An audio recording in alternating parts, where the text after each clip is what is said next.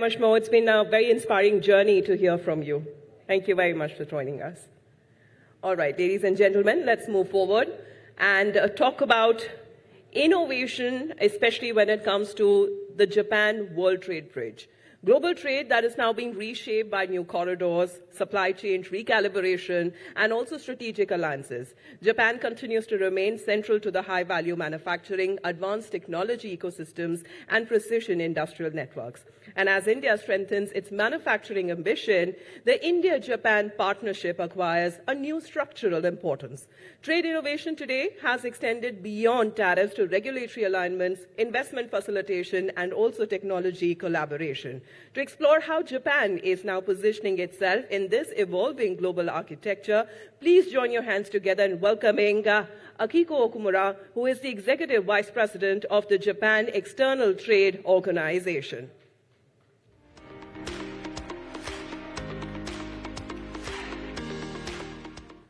Good afternoon, ma'am. The stage is yours. Good afternoon. Thank you for the introduction. So thank you very much for taking the time to join us today. My name is Okumura, and I'm Executive Vice President of JETRO, Japan External Trade Organization.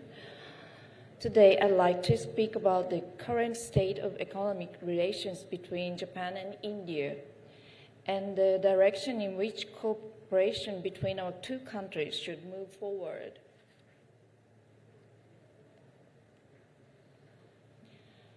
Let me begin by emphasizing that the economic relationship between Japan and India has clearly entered a new phase, both in scale and quality. Historically, the Japan-India relationship has been driven primarily by manufacturing, particularly the automotive sector. This remains an important pillar of our partnership today. At the same time, in recent years, the relationship has evolved beyond this into a more strategic and multi-layered partnership. This evolution is driven by growing awareness of economic security as well as increasing synergies between Japan and India in advanced technology fields. In addition, Japan faces a serious domestic challenges as population decline accelerates and securing highly skilled talent becomes increasingly difficult. Under these circumstances, cooperation with India is no longer just about market expansion, but it's becoming a vital element in sustaining the Japanese economy itself. Furthermore, beyond large corporations, Japanese small and medium-sized enterprises are now increasingly looking to India, marking a new phase of expansion. Japan-India cooperation has expanded beyond making India to what can be described as making India make for the world, reflecting a growing global perspective to position India as a manufacturing hub.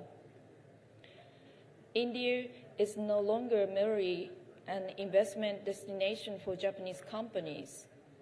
India is increasingly becoming a global export hub and a key platform for expansion into third countries, including Africa. Just the lady mentioned about that.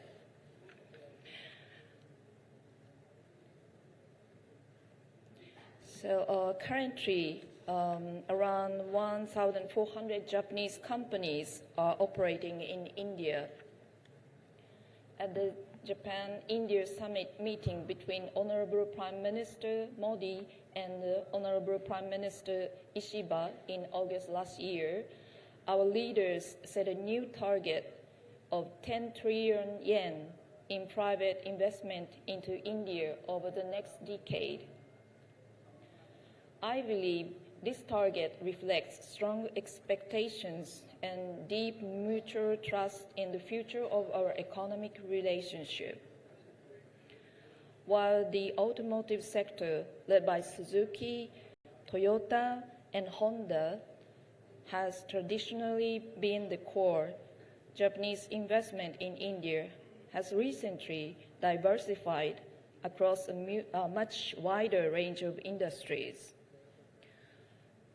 These now include electronics, industrial machinery, chemicals, food, logistics, and financial services. As a result, economic security, high-tech collaboration, and people-to-people ties have emerged as new pillars beyond investment alone.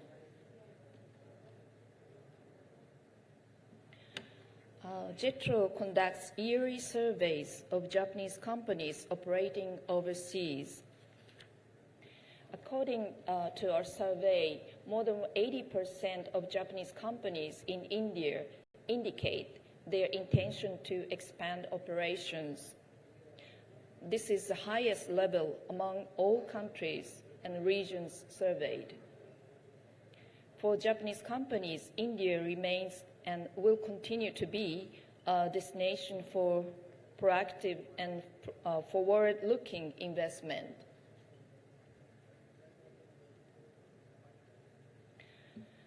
India's investment environment has several clear advantages for Japanese companies.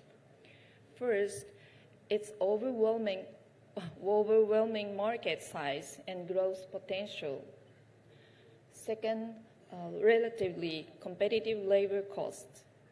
Third, the ease of communication, particularly through the widespread use of English. At the same time, challenges remain. These include time-consuming tax and administrative procedures, rising labor costs, and constraints in infrastructure.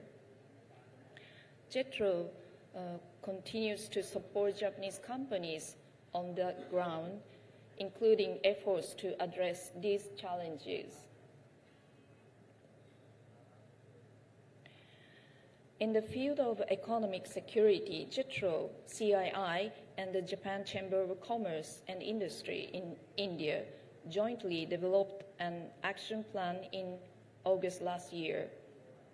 This is a new framework built on the analysis of the strengths and vulnerability of both countries. It is based on three key pillars. The first is expanding investment in strategic sectors, in key sectors such as AI, semiconductors, solar power, and batteries. I am confident that Japan and India can create strong synergies by working together and building on each other's strengths.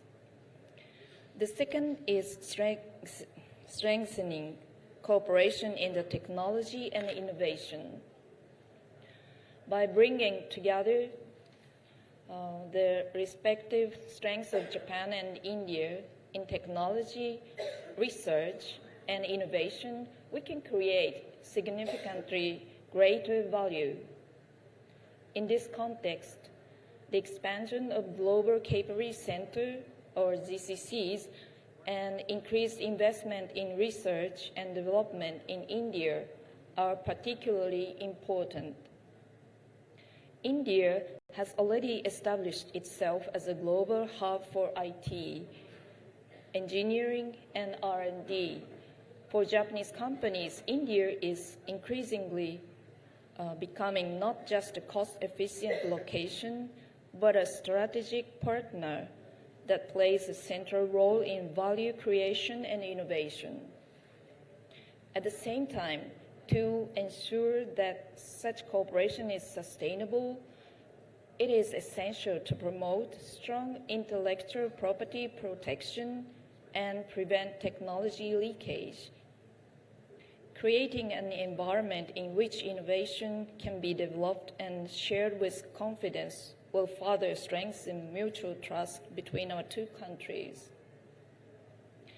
The third is enhancing collaboration in human resources. The expansion of human resource collaboration, which will shape the future of Japan-India relation, is also important. By promoting personal exchanges among private companies, universities, and research institutions, we can go beyond simple knowledge transfer and move toward genuine co-creation. The accumulation of these human networks will form the foundation for long-term technological cooperation and industrial partnership. As I have mentioned earlier, the scope of cooperation between Japan and India has become extremely broad. When Honorable Prime Minister Modi visited Japan in August last year, more than 170 MOUs were signed at the Japan-India Economic Forum organized by JETRO and others. These slides shows the sectors covered by those MOUs, and as you can see, they span a wide range of fields, including semiconductors, IT and AI, hydrogen, startups, and healthcare. The next stage is to translate these agreements into substantive collaboration in advanced industries. I believe it is clear that Japan-India relations are entering a new phase simply by looking at the expansion of these areas of cooperation. Everyone here would agree that there is little debate about utilizing India as a global export hub. From India, Japanese companies are increasingly expanding into Africa and other third country markets. India's role as a trusted economic partner will become even more important the years ahead. Here I'd like to explain how we can leverage Indian talent and intellectual infrastructure through 4 key points. The first point is the talent exchange. Japan is currently facing a serious challenge in securing highly skilled talent due to population decline and aging. To address this gap, we aim to connect world-class Indian professionals with leading Japanese companies. This will enable a sustainable and mutually beneficial circulation talent for both countries. The second point is academic linkage. We will promote joint research in deep tech fields through collaboration with top Indian institutions such as IITs and IISc. At the same time, we will build sustainable recruitment pipelines with a long-term perspective. Industry-academia collaboration forms a foundation for long-term innovation. The third point is GCC utilization. We position India's global capability center not merely as outsourcing bases. They will be leveraged as strategic innovation hubs for R&D, digital transformation, and global operations. The fourth point is regional exchange. We will promote practical cooperation between local governments in Japan and India by attracting and developing highly skilled talent, including IT professionals. We aim to address acute talent shortage in regional areas. Through those 4 initiatives, we will further deepen Japan-India economic cooperation with people at its core.